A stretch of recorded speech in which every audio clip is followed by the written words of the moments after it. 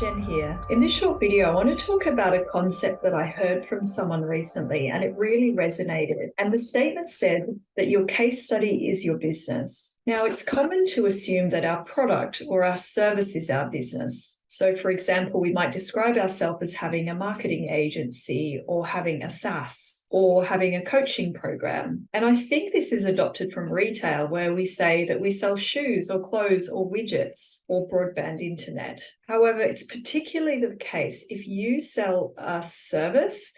If you're a PR agency, a digital marketing agency, a cybersecurity agency, then this is true that it is in fact your case study that is your business. This is because for a service-based business, the transformation you create is in fact what you're selling. You're selling a promise to a person or a business, and then you deliver that through a method or a process. Then you're backing up the promise with the evidence or the historical case study of this transformation. Now, if you're just starting out in business and you don't have a case study yet, your own personal transformation can become your case study. So if you've developed the skill set and you've seen change in your own business or in your own life, then that's enough of evidence for you to start to serve other people with a similar transformation story. So the first step to identifying your case study, which is your transformation, which is in fact your business, is to ask yourself, what specific type of person or business do I help?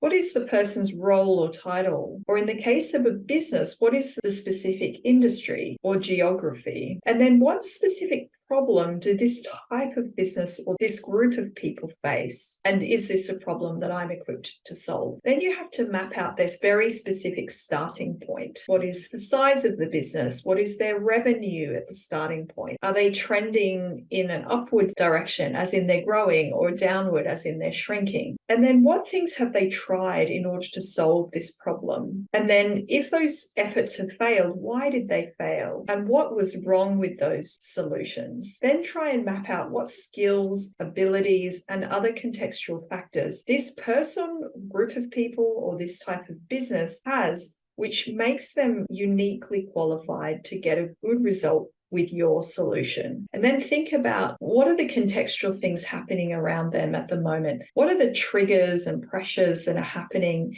in their world that might push them beyond the point of thinking about a solution and to the point of action and actually seeking a solution? The point here is the specificity that you can achieve around identifying who it is you help and the type of problem that they've got and their starting point, then the more effective you can be at describing the desired transformation for that group of people. If you find that you're helping really vastly different types of people or vastly different types of business, then you probably don't really have a unified transformation or case study. Second thing you need to ask yourself is, what desired solution or outcome does this group of people or this business actually really want? Does this group of people consistently want that one thing? And can I consistently create the desired solution for that group of people such that I can reverse the risk for them, such that I could offer them a total guarantee that we can together achieve that result? Then you can ask yourself, do they have the budget or the time to invest in this solution right now? And does that solution have an ROI or a return on investment such that it warrants them making that payment of their time or their money to get there and feel that that's a worthy investment of their money? Finally, am I able to report back to them the results so that they can see the evidence of where their investment has gone in terms of the results achieved? So ultimately, if you're creating very different results for the type of people that you're targeting, then you don't really have a unified transformation. Maybe you need to go back to step one and identify who it is that you're working with so that you can then start to predictably create the desired results. Step 3, you want to map out the exact steps and processes required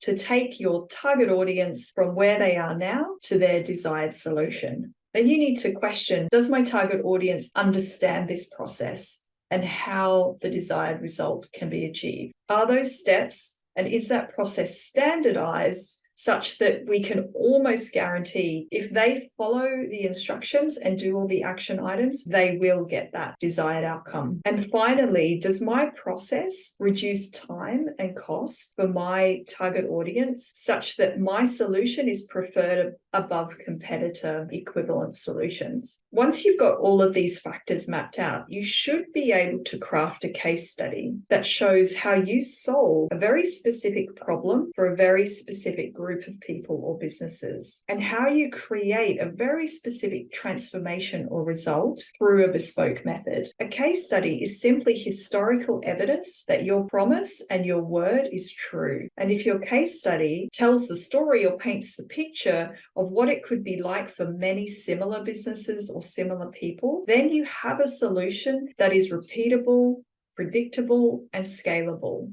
So ultimately, if you're stuck selling your product or service, you might start to reach for kind of magic trick marketing. So maybe a new logo or a new website or a new social platform or a new PR or ads campaign will solve my business problems. However, if you look deeper and examine whether your case study is coherent and clear, then maybe you might discover that you actually don't have a business. If you can excavate the case study that is clear and predictable and scalable, then you can have confidence that you have a clear business transformation and a promise that other people can rely on. If this is clearly articulated, you don't need the next marketing hack to get business. You just need to go to that target audience, explain to them the transformation, show them your case study, and you'll have new clients lining up to work with you. I hope you found this valuable, and I look forward to seeing you in a future video.